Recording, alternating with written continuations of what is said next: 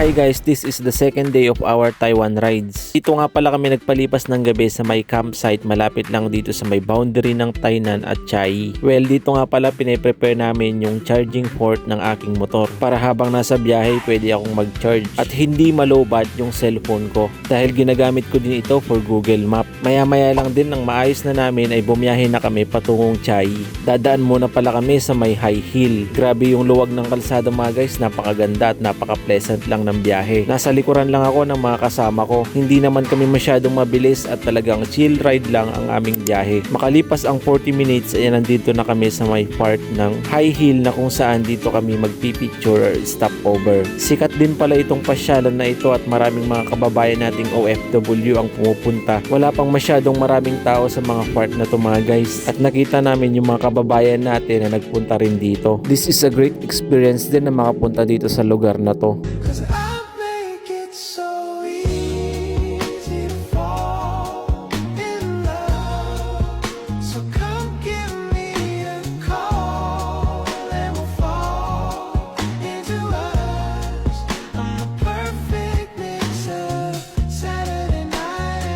Fast forward mga guys at bumiyahe na din kami ng almost 2 hours papunta dito sa may Kaohsiung City. At almost 2 hours yung biyahe namin at dito na din kami nagpahinga at kumain. So alis na din kami, mabilis lang. Pinagpahinga lang namin mga motor. So ito, dalawang motor gamit namin. So solo ride at kasama yung misis nung katrabaho ko.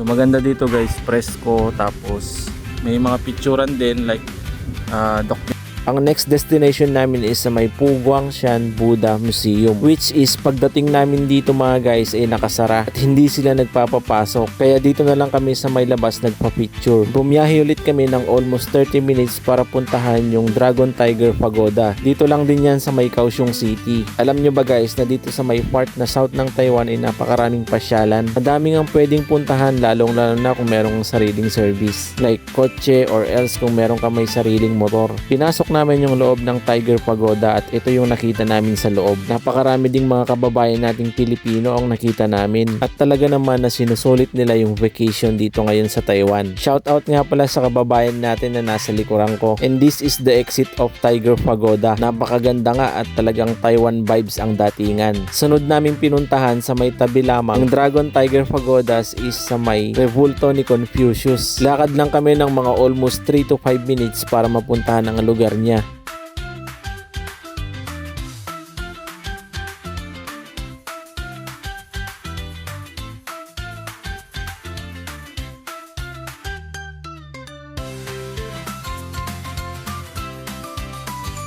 Shoutout din sa mga kababayan natin na sabay naming naglalakad. At nakarating na din kami dito sa may Rebulto ni Confucius. Saglitang picture lang din and then umalis na din kami. Napakarami talagang mga pwedeng pasyalan dito at ikaw na lang talaga yung magsasawa. O paano mga guys, hanggang dito na lang muna. Ingat kayo palagi. God bless.